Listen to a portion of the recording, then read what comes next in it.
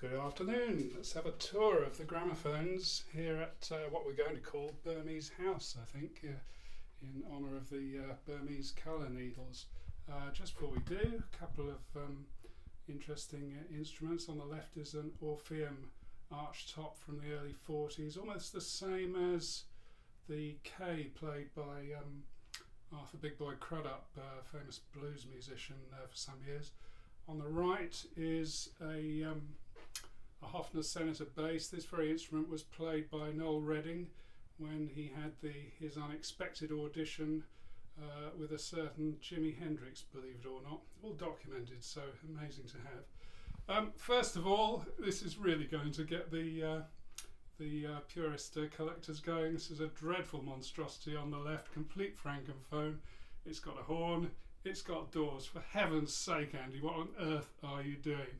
Well, the reason being this was just slapped together to have something to play at antique fairs. I used to do antique fairs, and a particular one used to set up outside and be playing 78s all day, earning my keep, and a cheap expendable machine that worked well, sounded okay, and drew the crowds in. As well as that, of course, I could, these completely incorrect doors, I could show small children and other people who are interested in the motor whirring. So just used to play all sorts of things out into the street, usually sort of great jazz, but imagine the fun to be had playing something like this into a street. This is a Filmophone flexible record. Wait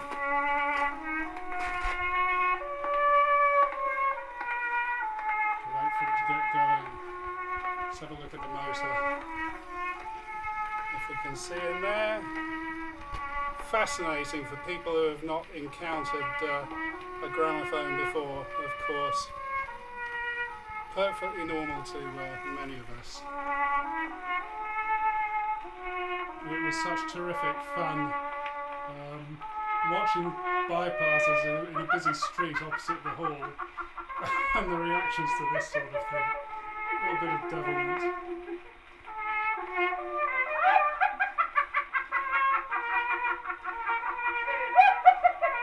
Maybe you can get some impression here on YouTube that the thing sounds actually far better than it has any right to.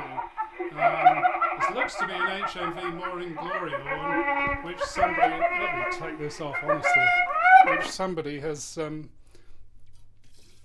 grafted onto a very strange elbow, but because the diameter is smooth and progressive, sounds pretty good. There's an Orchorsol cabinet machine under there, a big freestanding grand. The significance of that will, extra significance will become apparent shortly. Other cabinet machine here. That was made, it's a one-off made by a master carpenter at the Cammell Laird shipyard in the 1930s, and I forget which of the big passenger steamers. He used the same Russian oak timber from the first class cabins offcuts to make this thing. It's not a fantastic actual machine, but fascinating because of its unique history and quality. And right on top there, just an ordinary, sort of a Swissy. It's actually a Regal, which is the sort of low end Columbia, but I think it's sort of Swiss sort of horned machine in origin. Probably going to sell that at some point, but just here in the meantime. Just before we leave this room, up on the top there, I don't know if you can see. Yeah, that strange flat box is a triple deck 78 DJing rig. But up on top of there are a couple of the very old machines that are used for producing the Burmese colour needles, the thorn needles that trace their way right back to the 1920s. Oh my goodness, what on earth is this thing, you are asking? Let me just get some light here because we're a little bit dim in the corridor here. Well, the answer is I produced this bizarre fantasy piece. I saw a very old one like it that would not work at all, and I thought, well, I can do better than that and make it work. and this was even better at the antiques fair. So it's just a fiberglass pair of mannequin legs with a gramophone grafted very crudely onto the top, and lots of decoupage and silliness. It's hidden, but it's even got an EMG logo on its bum cheek. Shh! Don't tell anyone. Let's just play this one. I've got a, I suppose, possibly suitable record called "Who Slapped Annie on the Fannie?" Oh dear.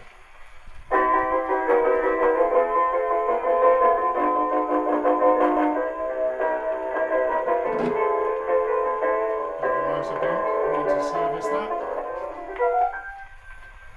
Ladies and gentlemen, may we please have your attention? An act has been committed, quite too dastardly to mention. Now something must be done at once, or chivalry is dead. That's why we're here. Now we'll bring this matter to a head. A lady's been insulted by a man. By for shame. Has anybody seen the dirty rat who is to blame? Oh, who slapped Annie in the fanny with the flounder? Who slapped Annie with the big flat fish? Who slapped Annie? Can the catch a dirty flounder? A fillet of sole was Annie's favorite dish. You see little Annie with a shopping for her dinner. A nice fresh fish for the family to enjoy.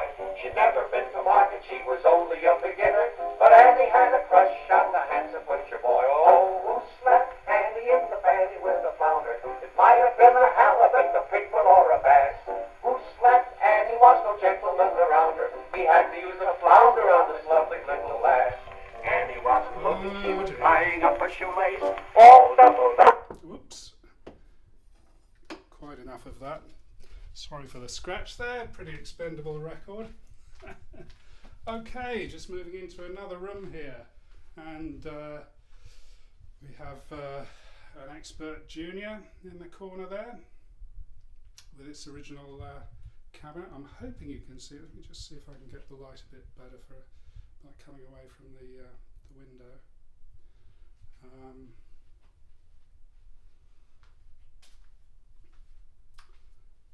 And in the corner, behind the organ pipes, is this is actually an amalgamation of an EMG Mk IX horn and an HMV Model 31 gramophone, and the two pretty much fit. Ian Maxted lagged the internal conduit on this one, so it sounds pretty good. You know, almost the performance of an EMG. Next to it, insignificant little machine, but I rather like it. It's rather cute, decorative. It's a very early Columbia favourite. I say very early because the doors were removed after, I think, less than a year due to copyright infringement action taken by Victor, who had, or patent I should say, rather than copyright. Got a tiny little, can we get in on that? Yeah, tiny little 5 3/8 inch disc, and appropriately, because we're in East Kent, this is the East Kent Regimental March. And yeah, I should say apologies for the dreadful camera work and being a bit ham-fisted, and I hope I don't cause any more scratches, but they're all somewhat expendable records.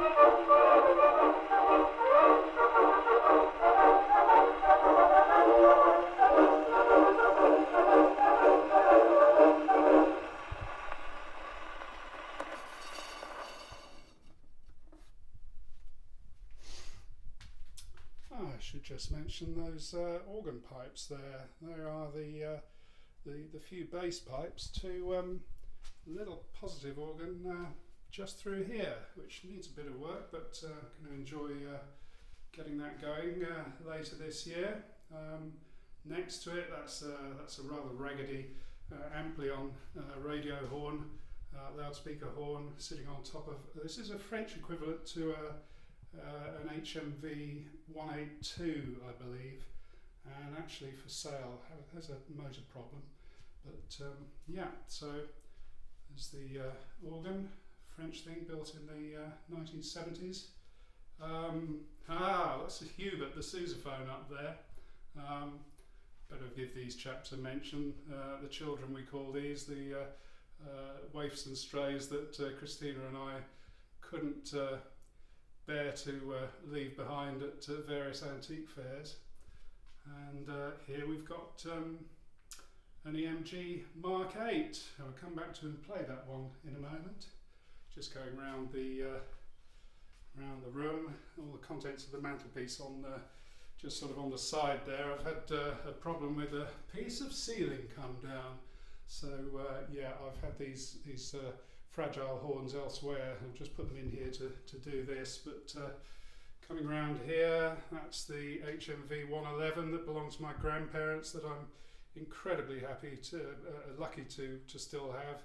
You know, that's really sort of cemented and increased my interest and obsession with gramophones from a tiny age. Now, the significance of that Orchorsol cabinet machine.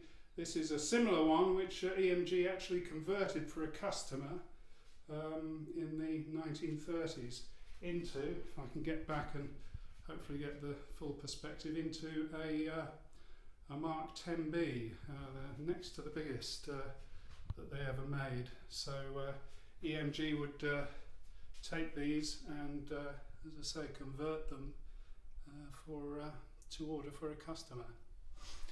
And over there, again, I'll try and let me just try and get the light right here. There's so much light coming in, which is lovely today. Lovely warm day.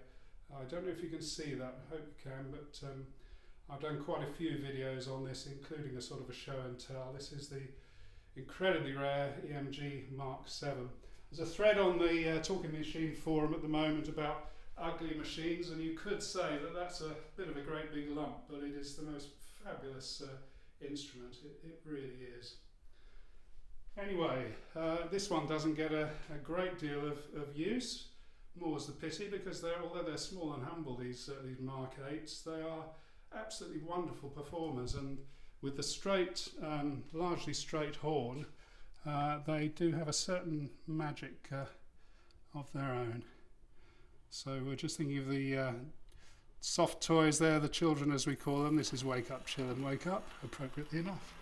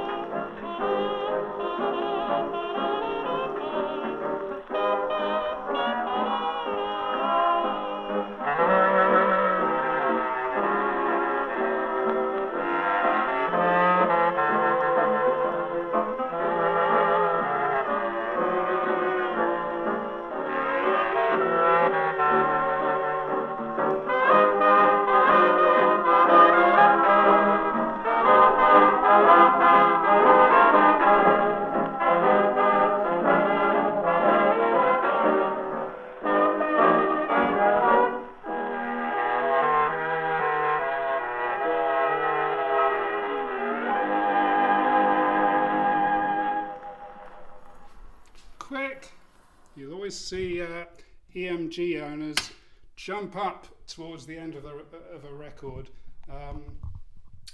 The very advanced tone arm geometry means that, unlike so many other gramophones, there's a large overhang. In other words, the needle point is well in advance of the spindle if it were to cross it, which means that the tracking, in other words, the parallelism of the needle and the sound box with the groove as it traverses is very, very, very accurate, within 2% all the way.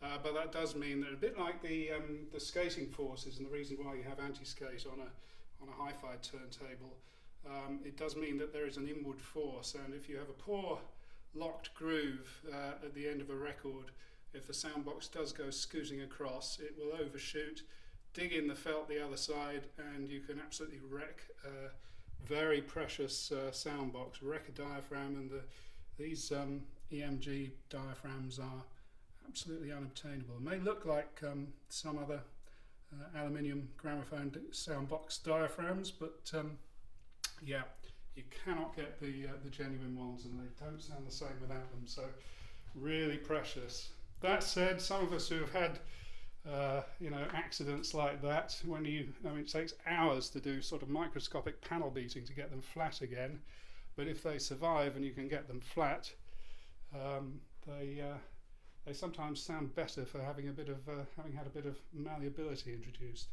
Right, we're in what we call the Valley Room, and let me give you the tour. We're blessed with the most amazing, I've got slightly cloudy windows today, need some double glazing work. We're blessed with the most amazing views across the South Downs, probably shutting down because of the sun, but we've got sort of almost panoramic views of hills all around, so really beautiful, and a lovely little area that's good just for sitting and particularly playing music in the round. It's wonderful. I sometimes have musicians over, not at the moment of course, sadly, but it's really, really good space for playing. So, gramophones. There is the mightiest of all the beasts, EMG Mk Xb oversize. I should say an EMG CR Mk Xb oversize. If anybody's seen those on my videos, seen that noted, the CR is a GCR, which is Graham Rankin, who re-engineered a very small limited series of these in fiberglass, in most incredible extreme engineering project, and with consummate skill and accuracy and care, better than the originals, and using original bases and all the other bits, a few other bits that Graham had remanufactured, but so like a brand new EMG really. We'll come back to that one. Another standard EMG Xb there, and that is, we believe, its original base. Here's a funny thing, and I haven't had the courage to turn this on yet. It's an electrical Brunswick Panatrope auto changer, very early auto changer, 1928.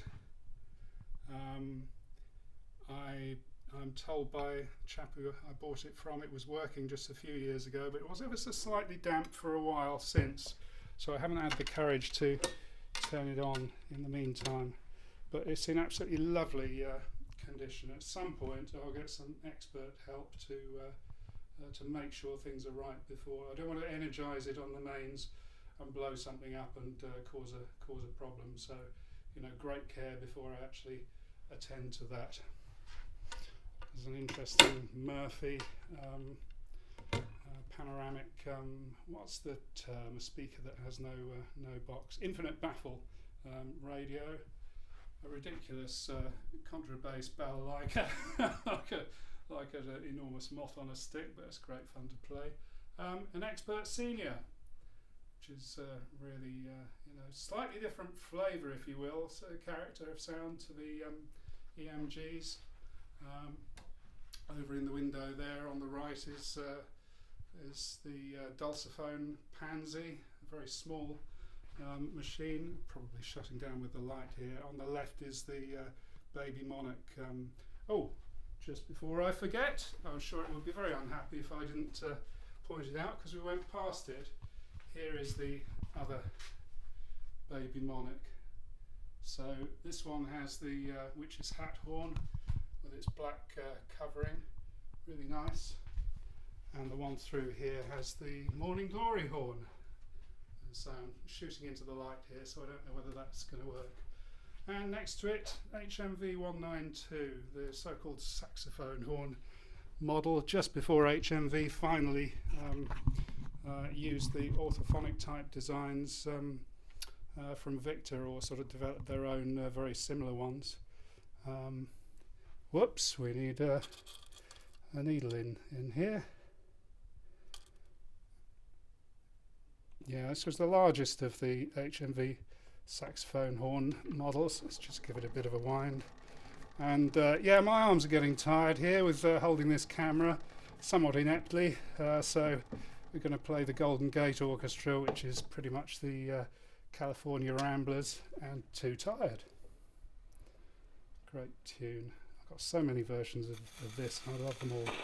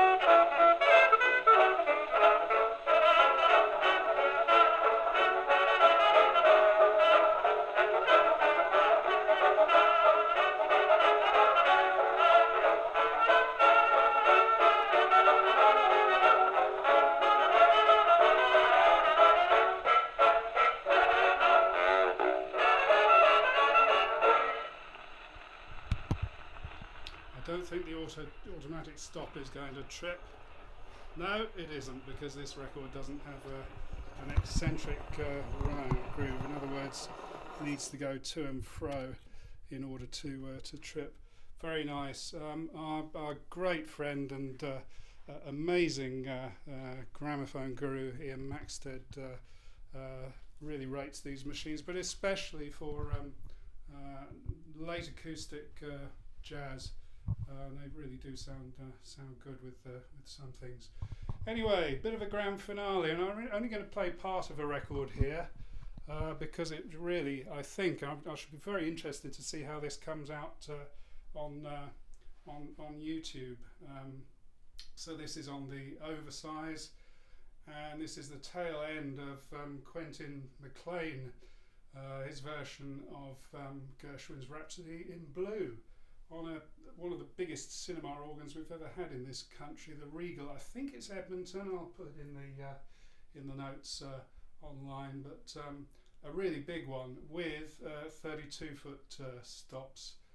At least one, I think. Certainly there's a 32-foot reed on this, which just gives an extreme rumble. And although the bass cut-off on these oversizes is about 80 hertz or thereabouts, 80, somewhere between 80 and 85, although the lowest notes of a 32-foot stop go down to about 16 hertz, nevertheless, somehow acoustically it will project at least an impression and a feel of those very lowest notes. So that's way off below the bottom notes on a piano, but it really, really is impressive. You will actually hear a piano on this as well. It's all him playing. It's all the cinema organ. Some of the real big ones had a grand piano inside them, played mechanically. In other words, there were fingers that were actuated remotely by the organ console, which actually played the piano. So it's incredible stuff. If you can track down a copy of this record, it is absolutely stupefying. You might wonder what on earth that great big lump of a weight is doing there, or what I mentioned earlier about if the sound box overshoots the end of the record and the runoff, the damage it can cause. It's got felt under it, and I leave that there to prevent that happening. So let's dip in somewhere. There we are. I'm going to put you inside the horn.